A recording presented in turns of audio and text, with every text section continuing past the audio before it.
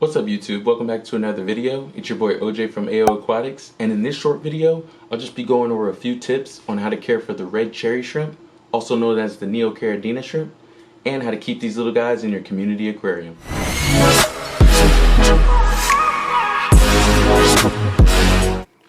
So let's start with the basics. I found that cherry shrimp are really hardy and can live in a pretty forgiving environment, which is why these are one of the best beginner shrimp to keep in my opinion. So for starters, these guys can live in almost any tank size. I would say the smallest being about a 5 to 10 gallon, and of course they have plenty of room in this 125 gallon long. The next thing would be the aquarium itself. It's not particularly important when keeping cherry shrimp what kind of substrate you have, so I say you can have sand, gravel, a mix of the two. They pretty much will do fine with them all. Next is the water in the tank. Now this is a bonus because the fact is that cherry shrimp can live in a wide range as far as water temperature goes. Anything from as cool as 65 degrees to as warm as about 75 degrees is fine for them. This allows you as a fish keeper much more leeway when deciding what kind of tank mates you want to have with your shrimp, because they can probably handle any of the parameters of the fish that you might have in mind. I do want to note that it is said the warmer water temperatures promote breeding but also leads to a shorter lifespan, whereas the cooler temperatures are the opposite. They breed a little slower but have a longer lifespan. The bonus to the water temperature parameters is that if you're keeping just cherry shrimp, you may not even need to add a heater to your tank, and you can just allow the water to remain the same temperature that it is in the room. So next on my list of tips is escape of the aquarium.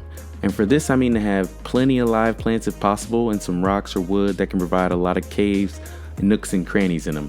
And this is one of the more important tips in this video, especially when considering keeping these guys in a community tank with other fish. Because of course, as shrimp, yes, there are some peaceful tank mates, but even some of them will go after some of the juveniles and babies once your shrimp population is starting to grow. The wood and plants provide plenty of cover and hiding spots that will increase the survival rate of these baby shrimp. The rocks and wood added to the tank are also a source of food for cherry shrimp, which also is the next topic. Feeding Neocaridina or cherry shrimp really isn't difficult at all. The wood and plants is where biofilm, algae, and microorganisms can collect and grow.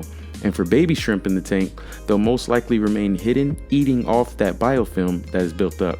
And for the adults and larger shrimp, they'll also feed off the algae and biofilm in the tank, but you can also purchase algae wafers or specific invertebrate food from your local fish store if you feel like you want to supplement their diet. Sometimes I'll add in some crab cuisine from Hikari, which I'll place a little link down below. And this seems to really help their molting process, as it's supposed to have added calcium in it, which is good for building up that exoskeleton shell. The next thing I want to mention quickly is the water parameters of the tank. Now like I said, these guys are pretty hardy, but the thing is that they don't do well with big swings in parameters like water temperature changes or nitrate swings. So to make sure the tank stays stable, I suggest just a regular maintenance schedule is all that I found is needed. And when you do the water changes, just try to only do a smaller percentage water change more frequently than a big tank cleanup less frequently. So that could be like once a week doing about a 10 to 20% water change versus trying to wait a month or 3 weeks and doing a big 75% water change. That might be just a little too much of a shock for these little shrimp. Another tip to go along with the water change is to try to match the temperature of the new water you're adding close to the temperature of the water that's already in the tank. So for me, I keep cherry shrimp in a community tank with tank mates and have done so pretty successfully so far. In this tank I have some red invertebrates, some inler guppies, a Mexican dwarf crayfish, an autosynclus catfish, some assassin snails, and they all seem to do fine, and I really don't see the tetras or anything going for any of the babies. I do keep them fed pretty nicely, which might be helping to combat them going after any of the babies. But I'm starting to see more and more baby shrimp roaming around this tank, as well as a few pregnant female cherry shrimp, so the population seems to be steadily growing, even if some of them may be getting picked off.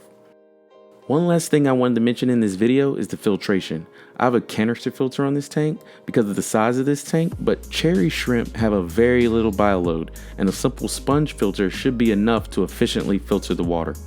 Also, if you do have anything other than a sponge filter, I do suggest an intake filter guard or making something like this that I have on mine to protect any shrimp possibly getting sucked into your filter. This is just a piece of media bag that I put that already has small holes in it that I just cut to size and covered the intake with. Because yes, during cleaning of my filter, I have noticed that even a shrimp or two always seems to find its way into the filter. So that was just some quick tips I have on keeping red cherry shrimp, and I have to say I have enjoyed keeping these little guys and watching them crawl all over this tank. It's added like another layer of life on the bottom of my tank.